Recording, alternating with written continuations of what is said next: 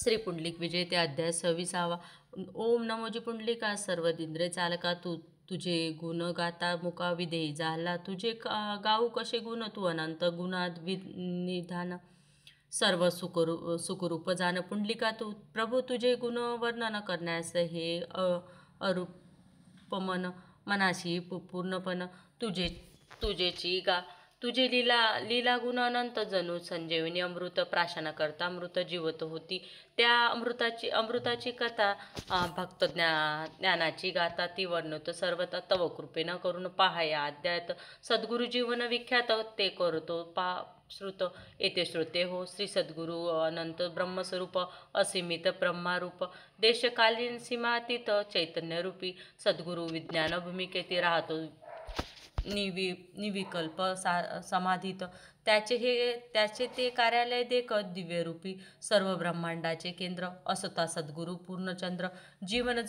जगत देवताचे इंद्र त्याशी समसमान की पहा त्या आत्मरूपाने सर्वांच्या हृदयी जाणं जड चेतनात राहे भरून चैतन्यरूपी पहा या गुरुचे प्रकार ते आहेत चार एक ढोंगी दोन साचार चौथे ते सद्गुरु ढोंगी गुरुचा सुडसुडात त्याला भरला थाट गाव तेथे गुरु थाट छाट फसवी लोकांशी दाढी जाट हातभर मने मी गुरु करे गुरु कपाडी चंदन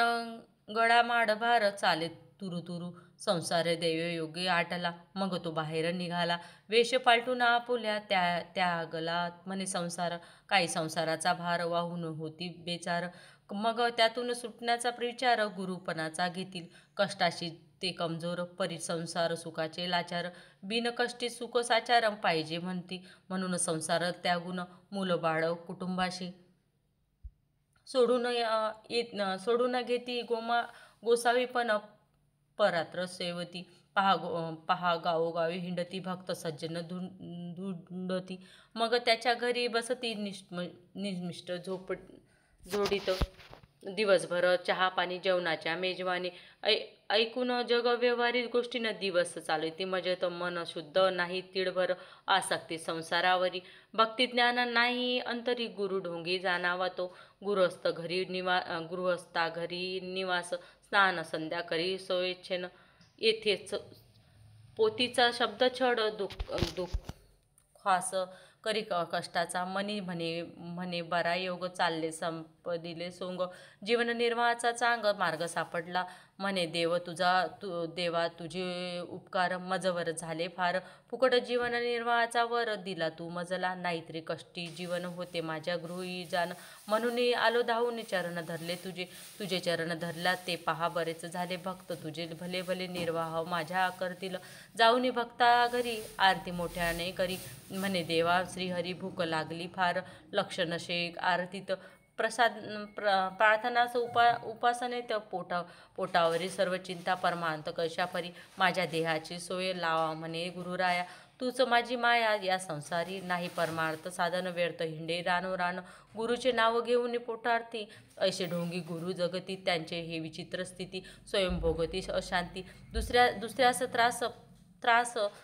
परात्र शेवून जगती परमार्थ साधन न करते एक सुखाच्या झुरती आळशी राहून पहा परमार्थाचा जिवाडा असो पहा वेगळा जीवना वेगळा मासोडा तैसा परी असो आता गुरु खरे जे असते साचारे त्याचे हे वर्णन पुरे करतो येथे जे अध्यात्म मार्गावरती अंतयात्रा करती मनोमार्गी गती चालती विवेकानं ज्यांनी अंतर्चेतना प्रवास करे अंतर्भुवना चैतन्य अनुभवाच्या खुणा पावनी अंतर्मुख करुणी मन अंतर्भुवनी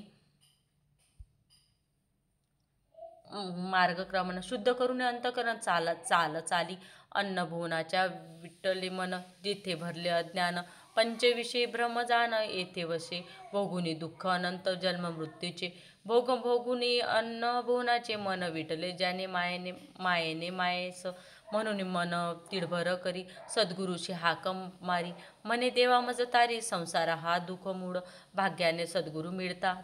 त्याने मस्तकावरी हात ठेविता जीव करी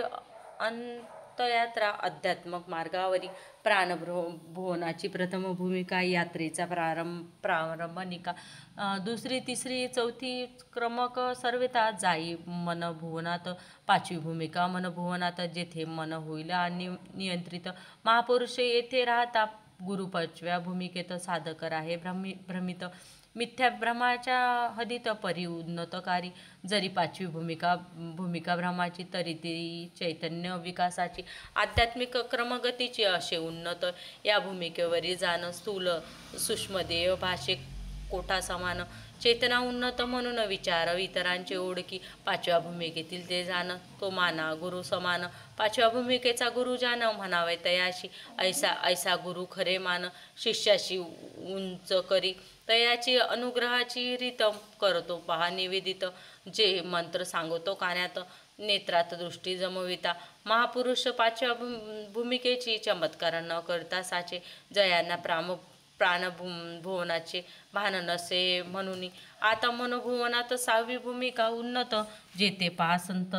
परमात्म्याची पाहती, हे पुरुष ईश्वर मिळण्याची अंतरी, त्याच्या आस सहाव्या भूमिकेवर संत राहती, ते खरे गुरु असती, शिष्य चेतना उच्चवती, सहाव्या भूमिकेपर्यंत ही भूमिका ही जाण भ्रमाची नोहे पूर्ण ईश्वर मिळण्याची, जेथे आहे चेतनेची उंची विशाल, संताच्या अनुग्रहाची पद्धत करतो पहा निवेदित, जे शिष्य चेतना सहाव्या भूमिकेपर्यंत वाढविती, सहावी भूमिका जाण हद्दीची नाही अमर्याद चेतनेची, म्हणून या ब्रह्मा आताची मानास श्रोते हो, जव संत प्रसन्न होती तव ते शिष्य पात्र अनुग्रती, उष्ट्य दूध चाय पे देती, आपल्या शिष्याचं वापरून वस्त्र दुपट्टा कफनी शाल, शिष्यास देती अनमोल, शिष्याच्या चेतना मंडळी येथे विधी उच्च करती, अनुग्रहाची येणे रीती, शिष्याची चेतना उंचावती, परमात्मा दर्शनी करविता, संत ते शिष्याचा आता पहा सद्गुरु, जे प्रत्यक्ष ईश्वरू अपार चैतन्य सांगरू, अनंत स्वरूपी, सहाव्या भूमिकेपर्यंत जीव उन्नत, तो राहती भ्रमात चैतन्य अंत मर्यादित राहती हदीत, त्यांची चेतना अपार असीमित साचार, तयाचा अंत पार न कडे कोणाशी, सर्वज्ञाने अनंत शक्ती आनंदाचे धनी, म्हणून पहा त्रिभुवनी श्री सद्गुरु देव, श्री सद्गुरु ते जाणत येती ते चैतन्य उत्कांतीतून, ईश्वराचे जीवन व्यापन मानव योनित जो करी, मानवाचे झाले ईश्वर ते सद्गुरु साचार, न नारायण तारणहार म्हणा याशी, नराचे झाले नारायण जे जाण सद्गुरुपण, मानव योनित देवपण जे अखंड भोवती, सद्गुरु अनुग्रहाची रीत करतो येथे कथित, जे इच्छा मात्रे वर्तित या भूमंडळी, सद्गुरु इच्छा मात्रे करून शिष्याची देती देवपण, तेथे मी तू पण राहू न देती, अपार चैतन्याचा पूर येथे असती, सद्गुरु साचार म्हणून शिष्याचे दैत्याच्या पार करीती, ते सीमित चेतने ते द्वैत असीमित द्वैत अद्वैत, देशकाल सीमित असीम ते अखंड जाणिले, सर्व प्रकारचे चमत्कार सद्गुरु करू शक्ती साचार, आत्मशक्तीचा आविष्कार, जीव कल्याणार्थी अघटित ते ऐसे घडवी ही शक्ती सद्गुरूची, दैवी प्राणी पुढा केवी जाणे मात, आता ईश्वर अवतार सांगतो पहा साचार, जे असून ईश्वर मनात देहात येती, ते जगत उद्धारासाठी भुवरी येथी उठाउठी, भक्त सज्जन रक्षण शेवटी जयाचे बिद्र, जव अंधार पडे भूमीवरी अज्ञान वाढे भारोभारी, धर्मचार सोडून वामचारी होती लोक, अश्रद्धा वाढे जनात, देव नाही ऐसे मनात, सदाचार धर्माला विसरती होती दुराचारी, धर्माची सत्वज्योती विजू राहते जगती, तव जगविण्या धर्म श्रद्धा नीती, ईश्वर अवतार असून या अजन्म ईश्वर मानव येती होऊन, नर ईश्वर मानवाचे जीवन साचार भोगीस एक समयावच्छेदी, सद्गुरू आणि अवतार यात आहे अंतर मानवाचा होतो ईश्वर नर नारायण म्हणा त्यास आता पहा अवतार जो मानव देहातून स्वयं ईश्वर म्हणून त्यास नारायण नर म्हणा श्रोते हो भुवरी पाच सद्गुरू असती पहा निरंतरू त्या वाचून हा भवसागुरु नर आहे क्षणभरी हे पाच सद्गुरू ईश्वरास बोलवती खास म्हणून ईश्वर अवतारास येई भुवरी जव अवतार घेई भुवर तव सृष्टी संचालनाचा प्रभार सद्गुरु मंडळाचा सूत्रधार देय अवताराशी पहा अवतारास परमार्थ साधन न करती लागे खास कारण तो स्वयं विशेष ईश्वर असता म्हणून अवतार येई भुवरी तव चराचरी संचार करी चेतनेचे सर्व स्तरी त्याचा वास ईश्वर मानव म्हणून मानवी दुःख करी हा सहन सौभागी आनंदघन असे त्याच्या सहजी मानवी देहात रोग रुग्णता अवतार आहे सर्वथा मानव म्हणती मानवी व्यथा सर्व भोगी सद्गुरू ही भोगी व्यथा मानवी मानवाच्या सर्वता परी त्या अभिनय कथा समजा अभिनय रूपी परी अवताराच्या व्यथा मानवी दुःखाच्या कथा भोगी पा सर्वता स्वयं होऊनी पहा मानव रूपात दुःख रामाने भोगले रामावतारात तेथे अभिनयाची मात नव्हते श्रोते हो सद्गुरूचे कार्यक्षेत्र